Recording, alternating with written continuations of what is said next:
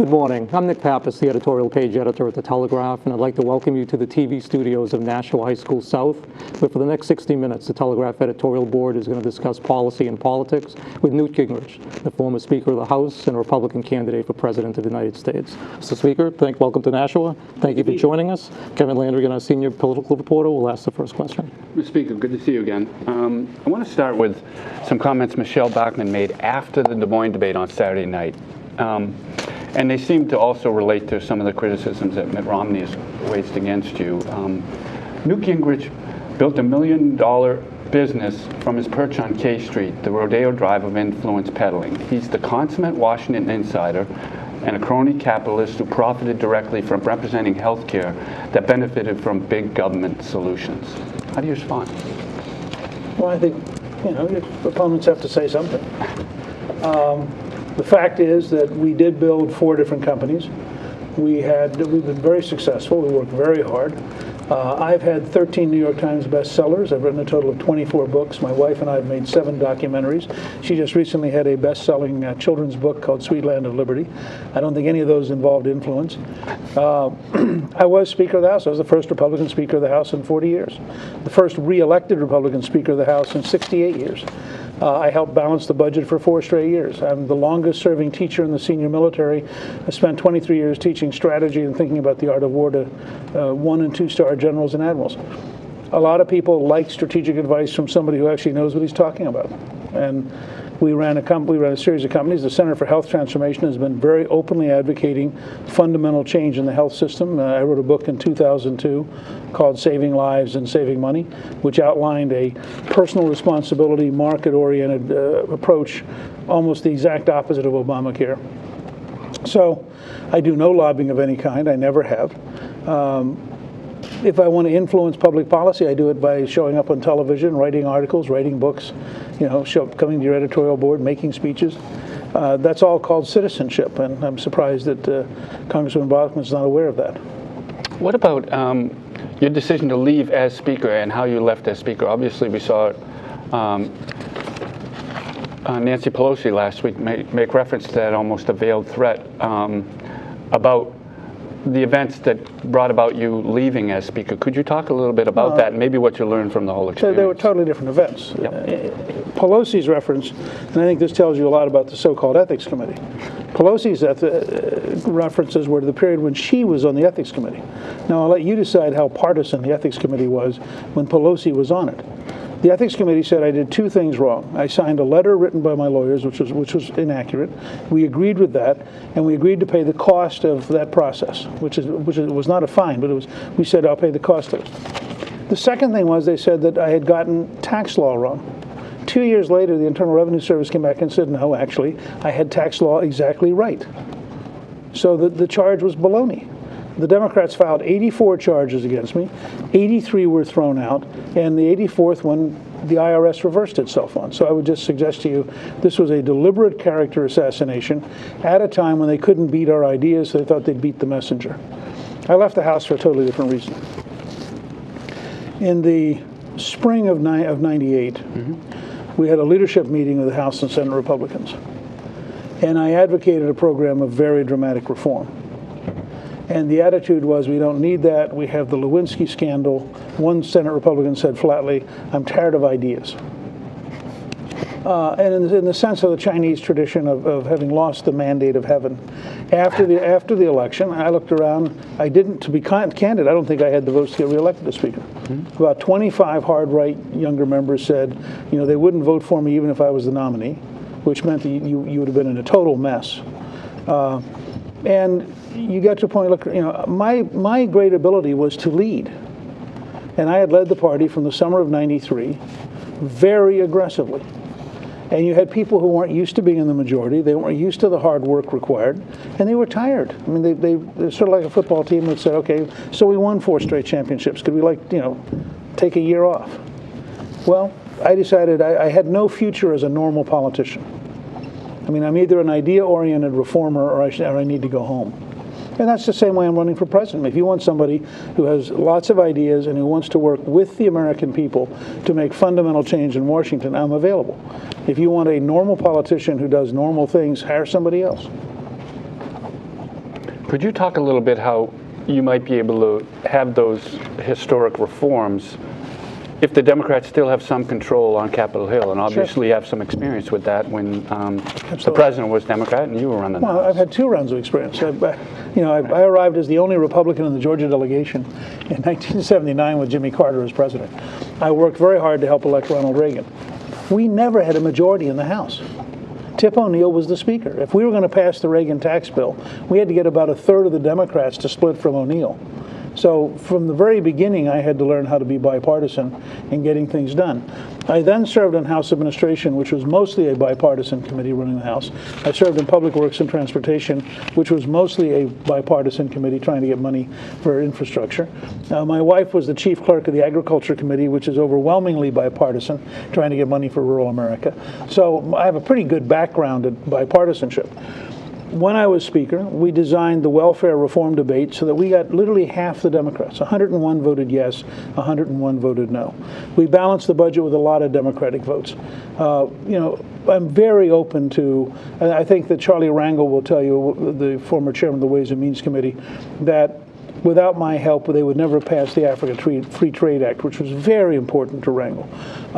I think that you can go back, Ron Dellums will tell you that Bob Walker and Vin Weber and I were instrumental in helping him pass his act to end apartheid in South Africa at a time when nobody thought it could get through. It was a huge shock that you suddenly had these younger conservatives doing this. So I think I can build bridges in a variety of places, but it requires a totally different tone and attitude than you have in Washington right now. I mean, this is really pathetic, how blindly partisan they are and how unwilling they are to relax and get to know each other. So how do you change that? Well, first of all, you campaign on issues that unify the country. I mean, American energy is an easy example. 79% of the American people want an American energy program. About 16% are opposed. It's about 79% of the Democrats, 79% of the Republicans, 79% of the independents.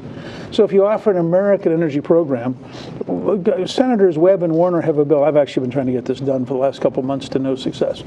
Senator Webb and Senator Warner have a bill which would allow Virginia to develop oil and gas offshore. It would split the money, 50% of the royalties to the feds, 37.5% to the Commonwealth of Virginia, 12.5% for land conservation and infrastructure. I've been trying to convince the House Republicans, pass the bill exactly as it's written. Send a Democratic bill to the Senate, sponsored by 2 Virginia Democrats. The former national chairman, Tim Kaine, Governor Tim Kaine, running for the Senate seat, is for it. I think it'll pass the Senate. And now you have a bipartisan, pro-American energy, pro-American jobs, pro more revenue. I'm for more revenue. I'm just against higher taxes. And I think that's the kind of, you look around, and I mean, one of the first things we'll do next year is in 12, not 13, once we get through the nominating process, is we'll look for every good idea that Democrats have introduced. Because I'd like to be able to advocate things that make sense that happen to be advocated by Democrats. Why isn't that happening now? I don't know. I think it's an enormous lost opportunity. Do you think there'll be a deal on the payroll tax extension? And do you agree with Mitt Romney? Is it a Band-Aid? And talk a little bit about what systemic tax reform would look like under a Gingrich I think those are very different questions. Yeah. So let me break them apart. Please. I think that the Congress should send the president the payroll tax reduction with the Keystone XL pipeline and dare him to veto it. I mean, I'd like to see the President of the United States explain that in order to kill at least 20,000 jobs, he's going to veto a payroll tax reduction. I don't care how articulate he thinks he is. I don't think he could possibly do that. Second, I don't think you raise taxes on working Americans in the middle of a recession that's this bad. Period. I mean, and I don't see how any Republican who's against raising taxes in the Bush tax cut sense is going to turn around and say, but it's okay to raise taxes on, working Americans. So I'm adamantly in favor of doing this. I think it begins to force a whole conversation around Social Security, which I hope we'll get back to, because I actually have a proposal that's pretty bold and pretty different. But I think Governor Romney confuses 2 different things. I don't believe this is a pro-growth tax cut. I think this is an anti-pain tax cut. I think this helps working families at the margin have a little bit more money in a very difficult time. Pro-growth tax cuts are almost all either very directly focused on investment or they are directly focused on lower marginal rates. And so they're a very different issue. But there, candidly, Governor Romney is totally mystifying to me. I have my answer on capital gains is zero, which is also what Alan Greenspan testified years ago was the best. The right rate, if you want maximum economic growth, is zero. Okay. His answer is a tax cut if you're under $200,000 on capital gains, which is lower than Barack Obama. And I mean, it may make some political sense to his consultants, but it economically is irrational. If the purpose of cutting capital gains is not tax relief, but rather economic growth, then you want it to apply to anybody who has capital. Because that, and the goal of a zero capital gains rate is simple. You want to bring hundreds of billions of dollars in worldwide to invest in the U.S. to create new jobs. We're on the edge of a biological revolution. The scientists who are creating the revolution can't get capital. You want to create 50 or 100 new Steve Jobs and Bill Gates in the biological world. You do that by making capital very inexpensive. So that's a totally different strategy. I mean, the tax policy I've proposed is very heavily oriented towards job creation because the 8.6% rate is actually totally mythical. The underlying, if you combine underemployed, unemployed, and dropped out of the workforce, it is somewhere between 16 and 20%. It is an enormous underlying crisis. And if you look at the euro and what's happening in Europe, if the United States is not the engine that pulls the world economy is going to keep decaying. And so there's a very high value to getting the U.S. growing again. So I start with zero capital gains tax, a 12.5% corporate rate, which is the Irish rate, which was originally suggested to me by the president of Intel. And at 12.5%, three things happen. You liberate about $700 billion in profits that are locked up overseas. You create a good playing field for American companies, and you actually get General Electric to pay taxes. Because at 12.5%, they'll fire a lot of their tax lawyers and write the check because it's a low enough rate. Whereas at 35%, they have the largest tax lawyer operation in the United States. I think they have 375 tax attorneys, which is why they don't, they take advantage of every one of the green credits that Obama loves, so they don't pay any taxes because they're very clever at taking advantage of the credits. And liberals have to decide which do you want more. Because if they do take advantage of your credits, they're not going to pay taxes. We have 100% expensing, which is really important. I visited a number of small manufacturers here in New Hampshire. And the fact is, at 100% expensing, which lets you write off all new equipment in 1 year, whether you're a farmer, factory, doctor, hospital, newspaper, you would have an explosion of modernizing technology. The reason that matters is you can only sustain a high value-added income in competing with China and India if you're the most productive workforce in the world. The other part of that, by the way, is I want to add a training component to unemployment compensation. So in order to sign up for unemployment compensation, you have to sign up for a business-led training program. So instead of paying you for doing nothing for 99 weeks, we're paying you while you acquire dramatically greater human capital, which changes the country's capacity to compete in the world market. Lastly, we abolished the death tax permanently on the grounds that we want successful family businesses focused on economic growth and job creation, not on tax avoidance. And I also personally believe it's a culturally very destructive tax. On the personal side, we basically go with the Hong Kong model of a parallel system and propose a 15% flat tax. So you can either keep all the current deductions or you can list your income, have a very limited deductions on one page, pay 15% and you're done with it. And I think that gives you some ability. But my goal here is job creation. And this entire thing is designed to maximize job creation. One of the things you talk about a lot about with regards to your economic plan is financial regulation, whether it's repealing Sarbanes-Oxley or Dodd-Frank. How critical are those changes to unleashing investment or helping small business get credit? Well, I think there are five major regulatory reforms that really matter. The first is to repeal Dodd-Frank, and I think you then replace it with other reforms. I mean, I think in retrospect, I increasingly believe that repealing Glass-Steagall was a mistake. And that's one where I was part of that process. I thought at the time it made sense. I'm now pretty convinced that investment banks that are allowed to get access to checking accounts invariably exercise terrible judgment.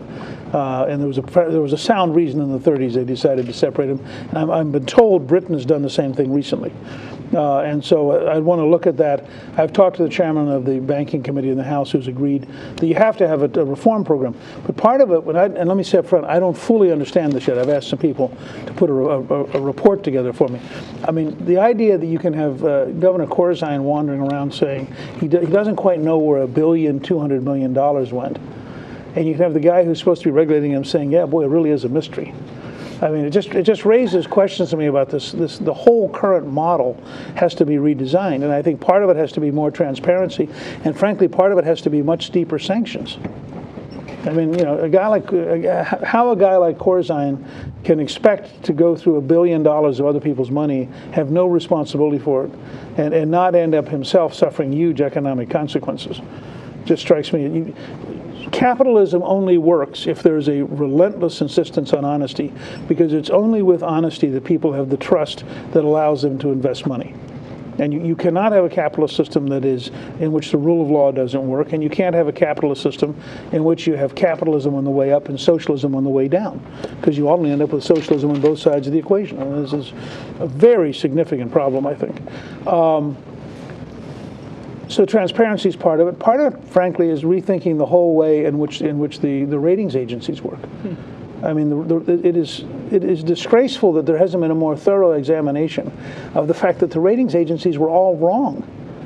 I mean, they were telling people that you were buying AAA paper when you were buying BB paper, and yet nobody's gone back and said, you know, this is a key part of what went wrong, was that people were getting signals that were just frankly unprofessional and false. And yet there hasn't been that kind of relentless opening up. I've also said that we ought to have published all of the decision documents of the Federal Reserve for 08, 09, and 10. I mean, you can't have trillions of dollars sloshing around with Ben Bernanke, the only person who knows what's going on in a free society. I mean, there has to be some level of accountability. Who got money? Who didn't? Why did they get the money? Why didn't they get the money? I think there's. Nobody has yet had the nerve to actually have the level of investigations we need to thoroughly understand this. And I think it's a very significant problem. It's not a small problem. Because if you don't rebuild faith in a market-based system, you can't sustain a market-based system. This will all be compounded, in my judgment, by what's happening with the euro and the level of stress Europe is about to be under, which will just further compound the problems. Has your position on healthcare changed in terms of whether or not people should be mandated to have coverage?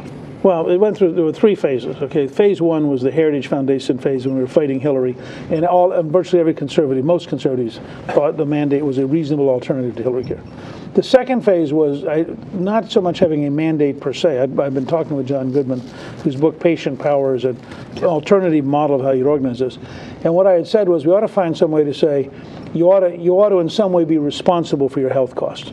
Either buy insurance, post a bond, but in some way be responsible, because a significant number, about a fifth of the people who do not get health insurance have over $75,000 a year income. And they're just making a calculated gamble, and they're going to live off their neighbors. And it combined with an attitude where people don't believe they need to pay the hospital. I mean, if you go talk to any hospital administrator, they'll tell you, the uncompensated care is a significant problem. And so we were trying to work with hospitals to figure out, how do you make sure that people who show up actually are responsible for their bills? The conclusion ultimately was the reason you can't go to a mandate is not only, I think at the federal level, is it unconstitutional, but it inevitably politicizes the decisions about what is health care.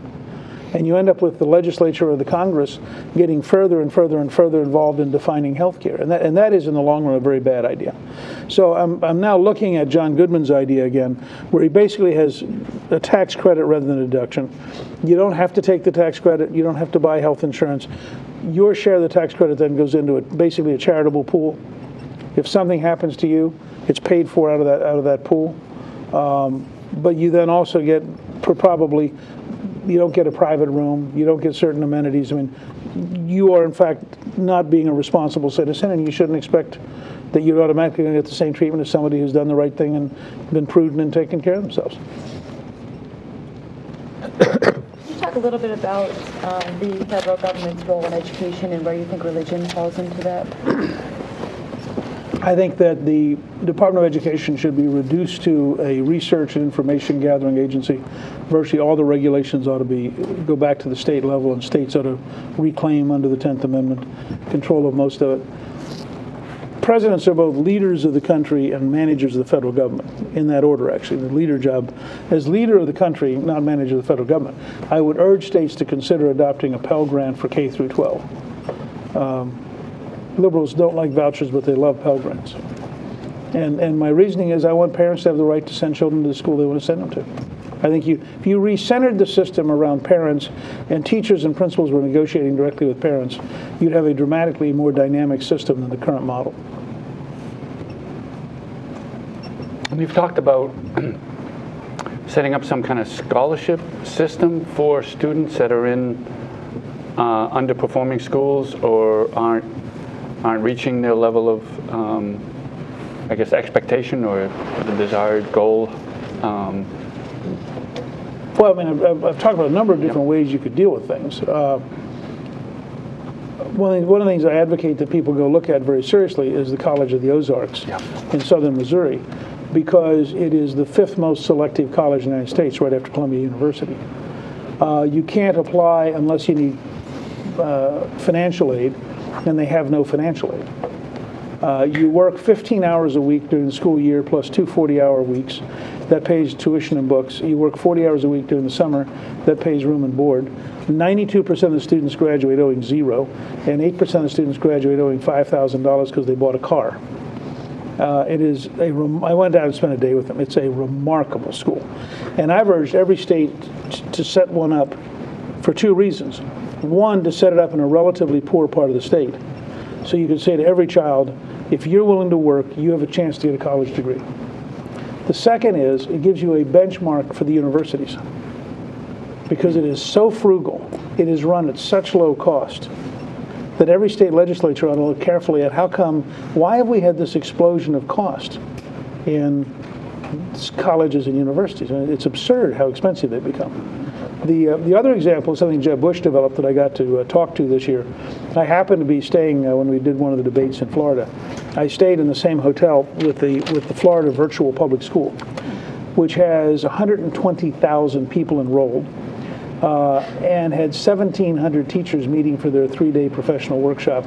And they asked me to drop by and chat with them for a while, so I did. And this is a remarkable institution, because you live in an age, if you look at Kaplan or you look at Phoenix University, or University of Phoenix, you live in an age which was designed, by the way, originally for firemen and policemen. You know, the goal was, how do you provide online education for people who work odd hours and who need to learn and who can't come to a regularly scheduled class? That was the origin of the University of Phoenix. And so I think we really underestimate the potential for 24/7 learning in America, and allowing kids to grow as rapidly as they can grow, as opposed to trapping them into a curriculum and a Carnegie unit and how many hours did you sit and how obedient were you while being bored to death. And what about charter schools and homeschools? I'm for both. I'm for diversity. I'm for a dramatic increase in the range of opportunities for how people learn and how people teach. I mean, I was at what has been called the best high school in America, which is a charter school in Tucson, and I think it's called the Basic School. There's an entire movie about it, and it's astonishing. And but part of what they do is they spend every year preparing the kids for the next year.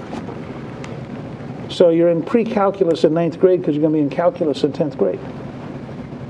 I mean, and they were relentlessly oriented on learning. It was a very, very interesting school. In that kind of framework, how do you deal with special education needs, which have a significant impact, particularly on public schools? They have to deal with that issue. They have to meet those needs, and so they lose a lot of resources to that, trying to meet those objectives. One, I think there's actually a hint for all children in the fact that you're supposed to have an individualized contract for every, which may be the model for all children, to have an individualized contract. Two, it would mean that the Pell Grant for kids who are special ed kids would be larger than the Pell Grants for kids who aren't, because the truth is, one of the real hidden costs of public schools is the amount they spend on special education. I really have been very committed to two things that relate to this. One is to adopt the concept of capabilities rather than disabilities. You see this with veterans who return with significant injuries. And instead of being told, gee, there's not much you can do the rest of your life, they're told, you have to learn this, and you have to learn this, and you need this assistance. But by the way, there's an amazing range of things you can do. If you take that attitude of capabilities and apply it to workman's comp, you overnight transform the cost of the system. You take that attitude and go into special ed and say, what I want to know is, how do I maximize your ability to pursue happiness? Not how do I maximize your dependency? You have some significant impact. The other area that special ed relates to directly is a project that I've frankly not been able to explain very well yet, which is going to be a major part of the campaign next year, and that is the whole area of brain science and the potential for extraordinary breakthroughs in our ability to give people dramatically better lives by much better understanding of brain science, which affects autism, Alzheimer's, Parkinson's, and a whole range of things. And I think you'll see the breakthroughs in the next 20 or 30 years. If you go back and look at computing about 1963, when I was a student at Emory using a IBM card sorter, I had a 20-hour-a-week job in a computer putting in IBM punch cards. You look at that, now you look at my granddaughter's iPad. I think you're going to see in brain science that kind of a wave of change of knowledge. And we're going to have abilities to help people with autism or people with Alzheimer's or Parkinson's or brain injury, which is a significant challenge for us. All those things, I think, we're right on the edge of a huge breakthrough. But as a federal government, are we properly organized to take advantage of the opportunity you talk about in brain science? Or No. And how do we reform that? Part of what we are trying to formulate right Yeah. now is an entirely new approach, because the National Institutes of Health small grant model and the peer review model really do slow down the rate of scientific development. And the number of scientists who now tell me they spend over half their time filling out forms.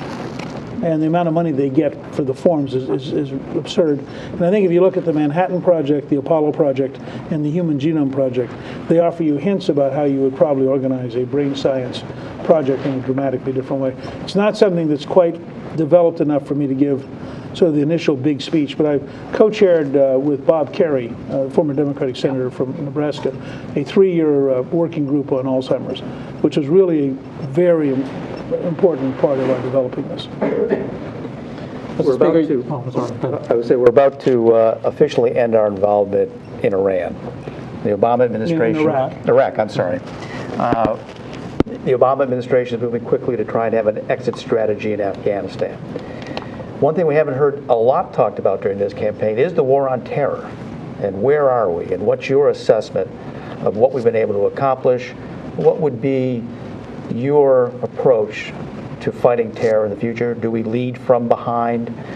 Is it a situation like we were in Libya? Do you follow that kind of doctrine? Just give us an assessment of what your foreign policy positions would be. Well, let me say, first of all, as an example of this administration's incompetence in foreign policy, their failure to destroy the drone which went down over Iran is beyond comprehension. This was a very sophisticated device that has enormous potential for the Iranians to share with the Chinese and the Russians and the North Koreans. And it is a major mistake not to have either sent a team in to recover it or to send in devices to destroy it on the ground before the Iranians get it. But this is not a small thing. This is a big problem. I was with a very senior retired CIA operative last night who said he believes this White House has released more secrets than any White House in our lifetime. And I think it's a very big, these folks are capricious and I think amateurish about national security. It's a very big problem and will be, I think, a major reason why they're replaced next year. I believe the problem or the challenge of radical Islamism is dramatically bigger than anybody in official Washington in either party wants to discuss. And I believe it has consistently been dramatically bigger. I first wrote about nuclear weapons and terrorism in a book called Window of Opportunity in 1984. I gave a speech in 1996 on bin Laden and the dangers of not tracking him down. We have been at war with Iran since 1979. The fact that they had the Revolutionary Guard storm the British Embassy the other day should tell you what an utterly outlaw nation this is. The idea that they wouldn't use nuclear weapons in Israel is a fantasy. People who encourage folks to put a suicide bomb on and walk into a mall or a bus and blow it up, to suggest that they wouldn't do the same thing with a nuclear weapon, I mean, I can't understand the rationale of people who believe that there's some safe formula for an Iranian nuclear weapon. Which means to me, in the end, you've got to replace the regime. I mean, you have to have a Reagan, Thatcher, Pope John Paul II strategy that says we're going to bring so much pressure to bear on the regime that it breaks. I mean, you don't need to be military unless there's no alternative. And you know, in the 80s, they were pretty darn good at avoiding direct, overt military action and nonetheless bringing down the regime. And the Soviet Empire was a much more robust institution in 1981 than the Iranian dictatorship is. But I'll just give you one piece of data, and then I'll talk about the implications of all this. If you had asked me, if I dropped by 9 months ago, and you'd said to me, where's bin Laden? I'd have said, my presumption is he's probably in a cave somewhere in Waziristan. And if you had said to me, oh no, we have got a great source, and he's housed in a compound in a national military city about a mile from their National Defense University, and has been there at least 5 years, I would have said to you without hesitation, that could only happen if the Pakistani secret police were deliberately colluding. Which I think is self-evident, since the Pakistanis were not mad at the people who hit him, they were mad at the people who helped us. Now, in the real world, and this is a huge problem right now because Washington lives in such a fantasy land. In a real world, you would stop and be really sobered. And then you would say, now explain to me again, since the Church Committee in the 1970s, we have so crippled the American intelligence community that we rely on other countries for most of our intelligence. So our primary source of knowledge about Pakistan is the Pakistanis, who we now know have been hiding bin Laden for at least 5 or 6 years. And if we were a serious country, that would worry us. And so I think you've got to go back and from the ground up review what we're doing. One of the guys I talked to last night, I'm actually going to try to track down the historian who did this work. I happened to be at a Christmas party with a bunch of intelligence people. In 1947, we decided to covertly intervene to stop the Soviets from winning elections in France and in Italy. And we're very conscious about this. We're for anybody who's not a communist. So we gave money to socialists. We did stuff which, if you had tried to do it in public, would have led to a war in the U.S. Congress. But we did it with the approval of senior members of Congress. And we were very successful. We stopped the Soviet Empire in its tracks. There has been no plan of any kind in Libya, Tunisia, Egypt, Syria, and for that matter in Iraq. The idea that there were 1,200,000 Christians when we arrived and there were 500,000 left because the turmoil was such and the anti-Christian turmoil was such that they left Iraq, that doesn't strike me as a victory. I mean, if our goal was to simply replace Saddam, there was, and I wrote a paper on this in August of 2002 for the Defense Department, we should have gone in, hired the Iraqi regular army, and gotten out. We won in 23 days, and we could have replaced Saddam with the Iraqi regular army, pulled out of the cities, avoided most of the cost and most of the casualties. And we certainly have not fundamentally changed Iraqi society. I mean, I think it requires willful suspension of reality to think that this has been a great success story.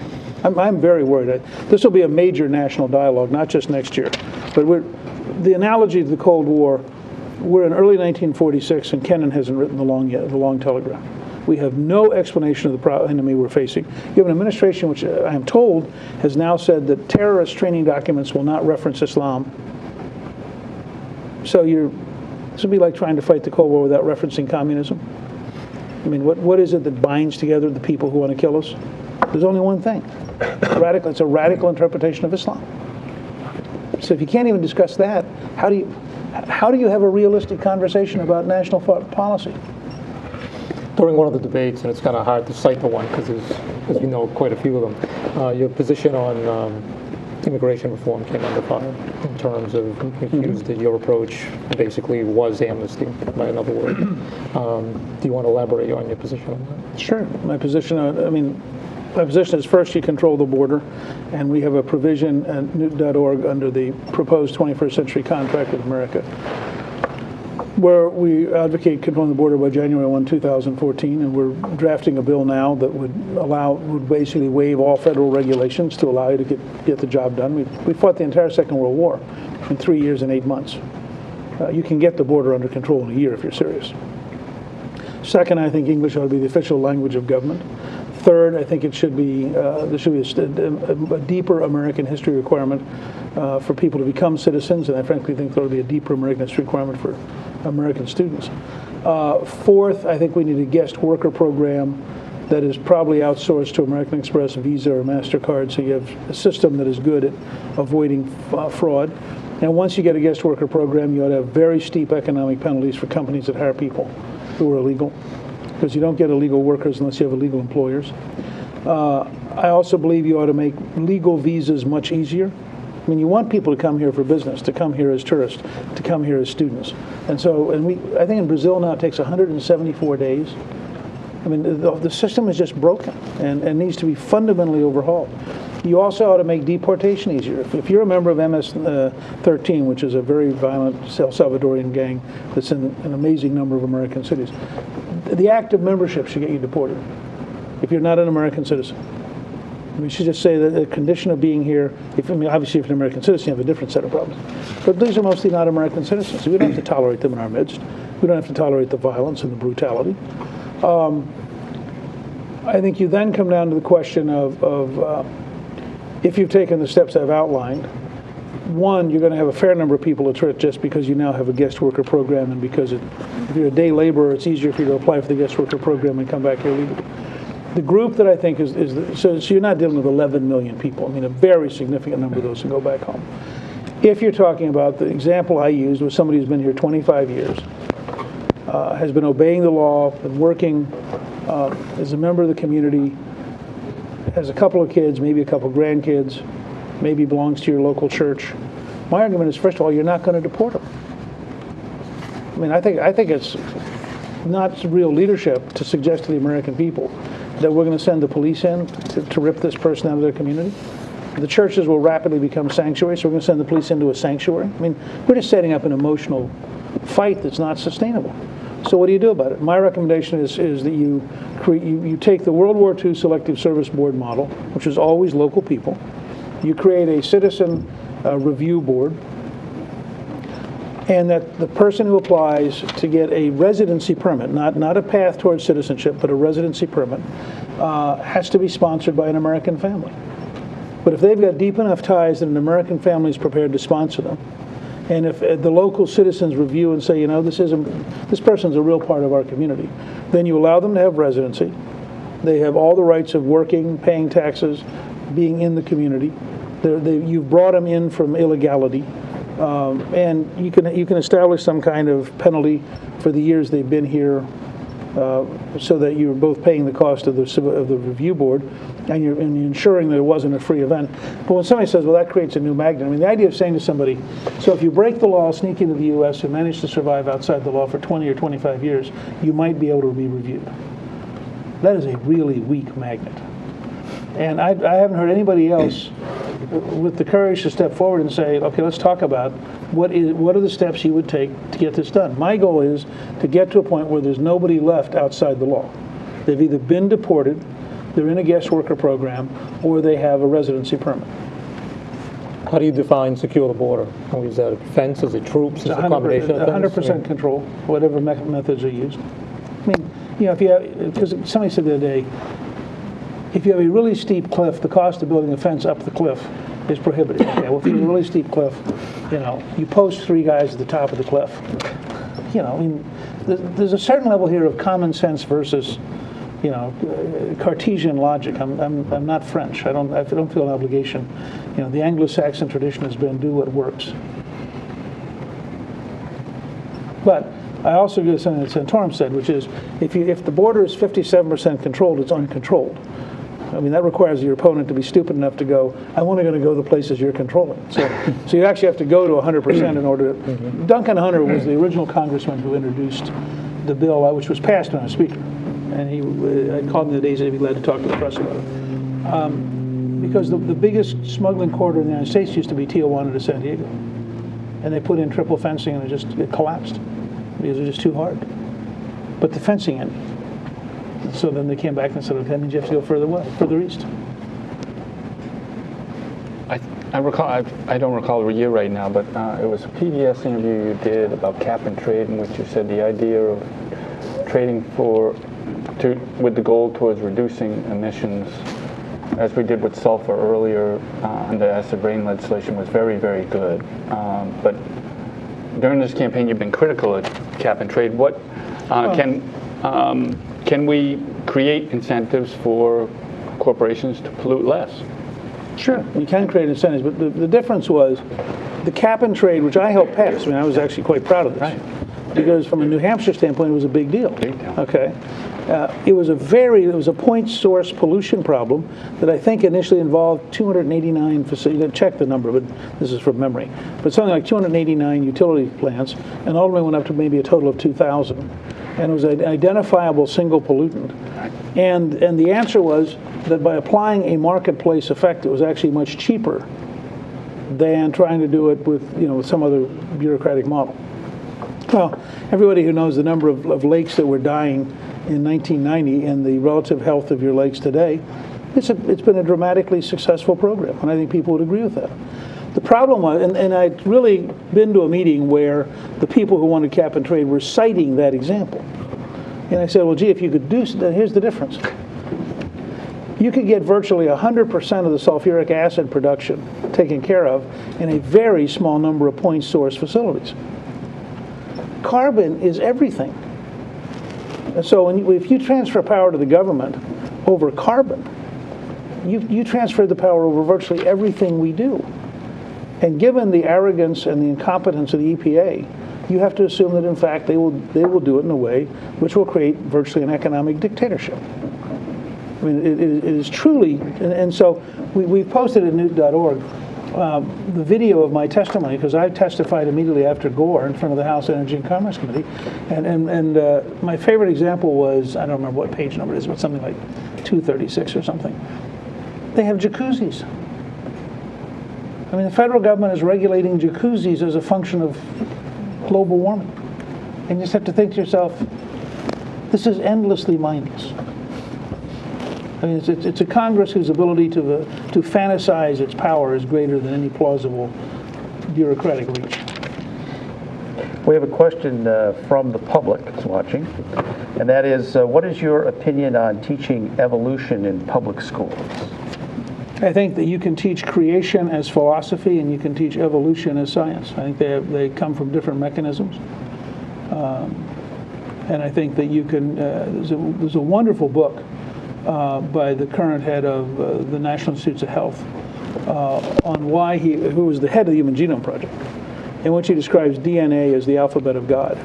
And he describes how he can be both a deeply committed Christian and a world-class scientist simultaneously.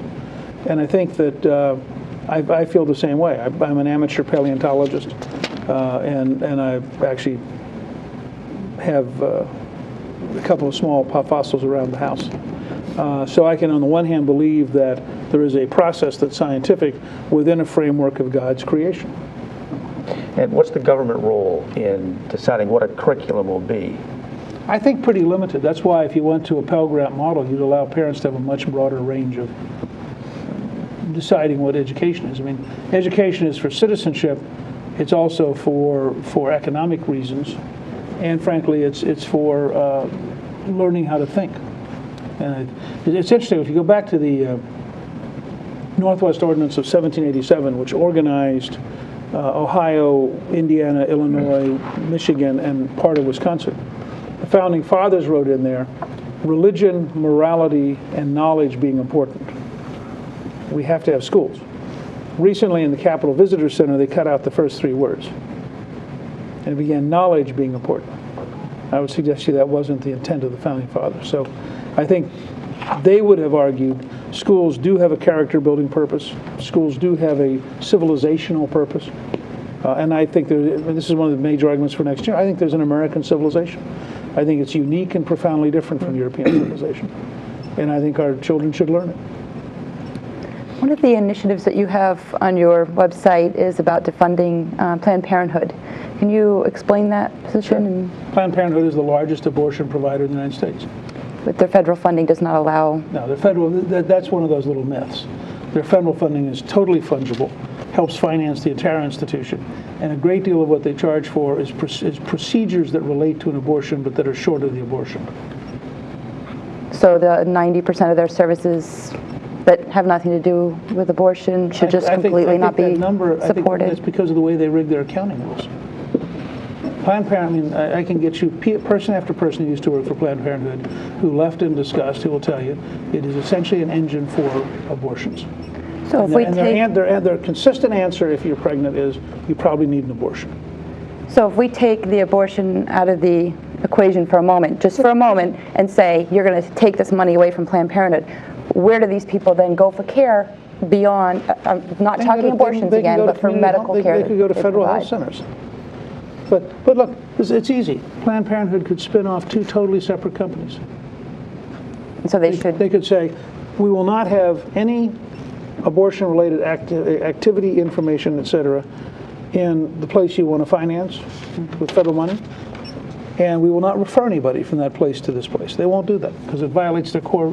Their core purpose is to sustain and maximize abortions in America.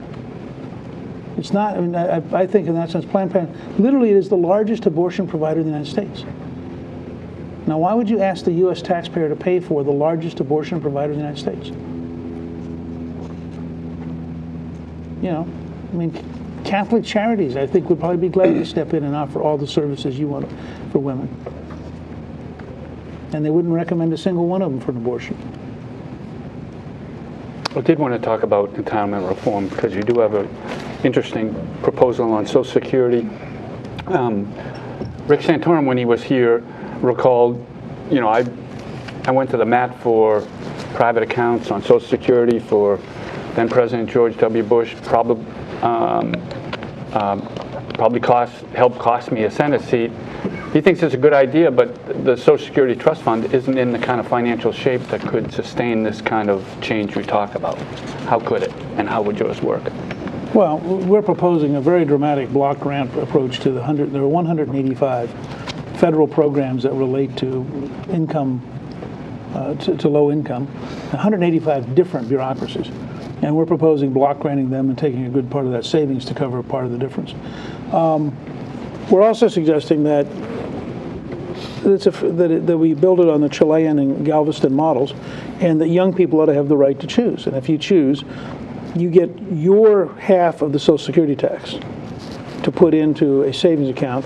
The other half is still collected by your employer and goes into the traditional fund to sustain it during the trend, you know, for as long as is needed.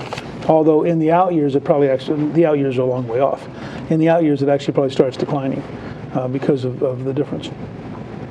Second, I mean, a lot of this, this is where I totally reject the Congressional Budget Office scoring model.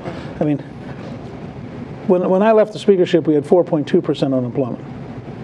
Okay, if you go from the current job market to that kind of a job market, you just made the Social Security account much healthier. Okay, and nobody wants to score this kind of dynamics. I'll give you one. I'm going to come back and talk about how we do this in a second, but I want to give you a frame of reference for why I'm confident about change. The month I became Speaker, the Congressional Budget Office said the next 10 years the U.S. would run up $2.7 trillion in deficit. The month I left office 4 years later, the Congressional Budget Office said the U.S. would run a surplus of $2.3 trillion. Now that's a $5 trillion swing in 10-year deficits in 4 years. So I start from the idea, given the right leadership, you'd be amazed what you can get done. And I have some track record of proving that it can be done. It's not a theory.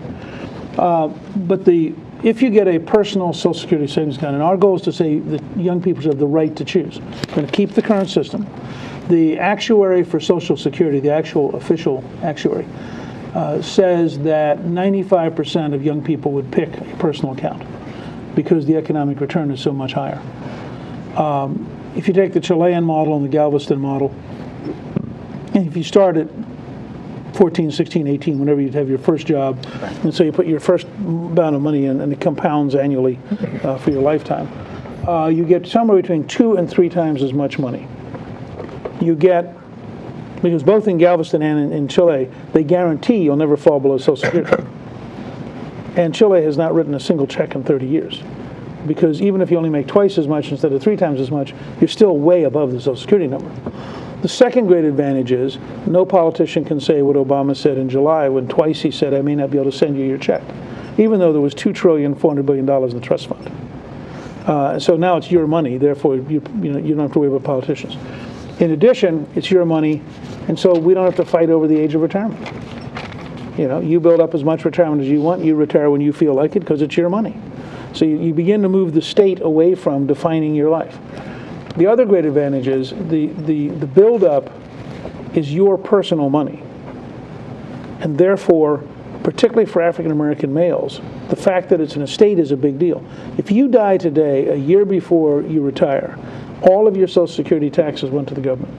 There's no estate effect. But under this model, that money belongs to your family.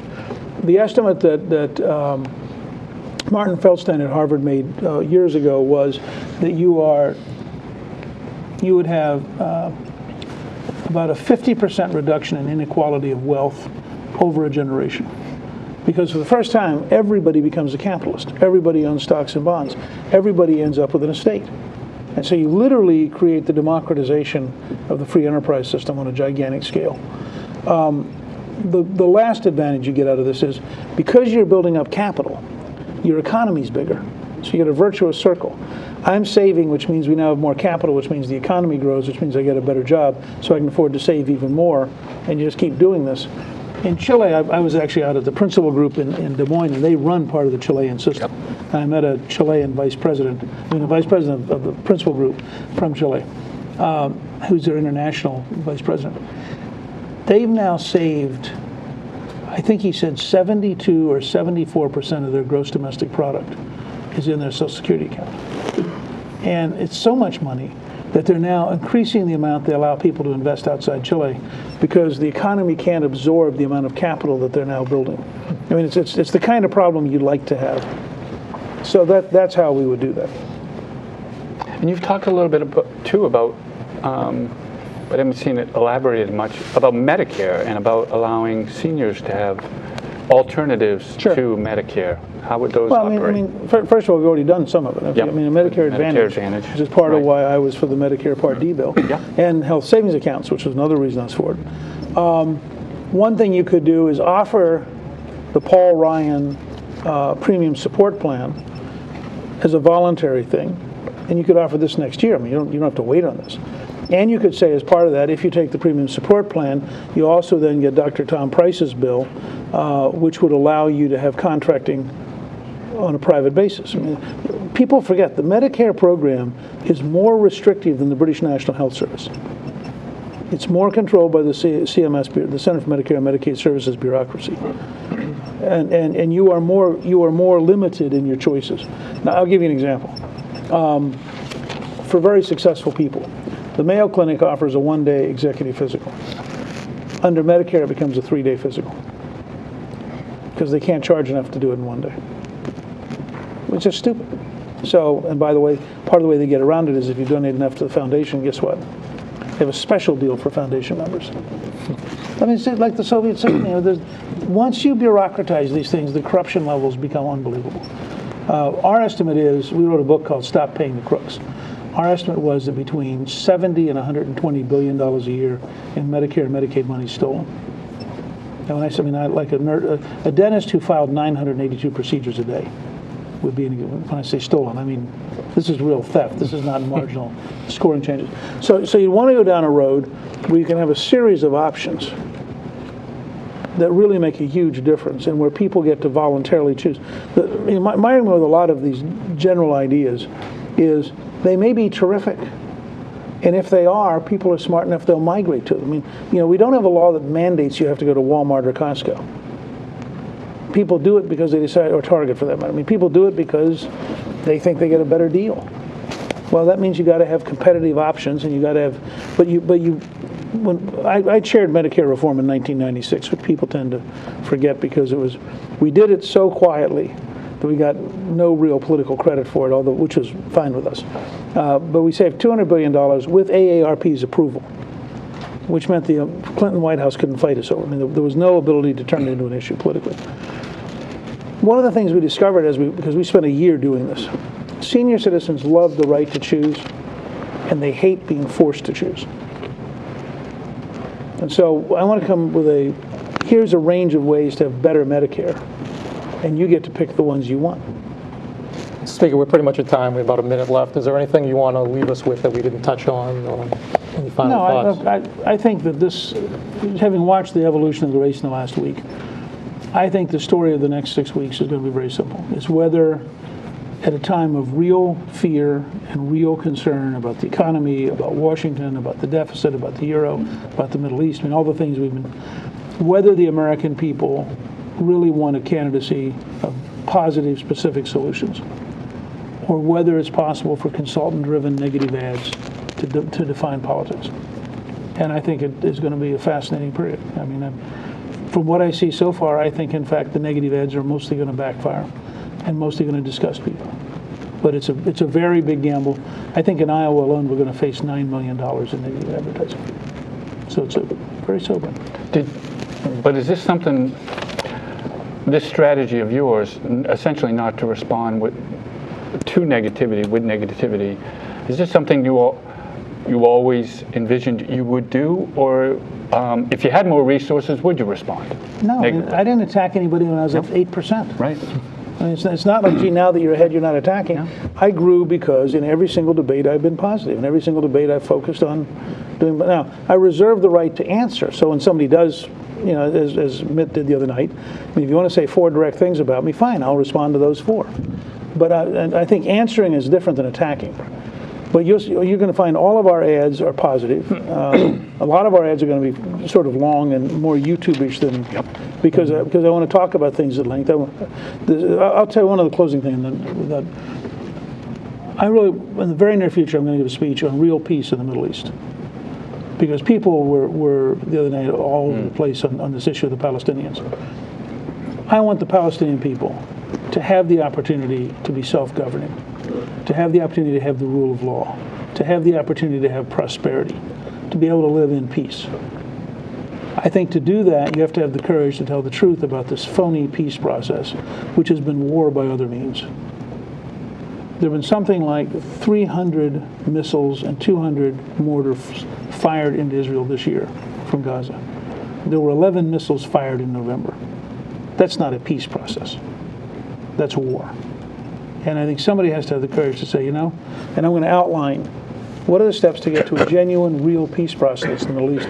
And it's typical of, I think, what a Gingrich presidency would be like, which is to say, I'm going to try to share what I honestly believe. I'm going to try to lay it out in a factual way so you understand why I believe it.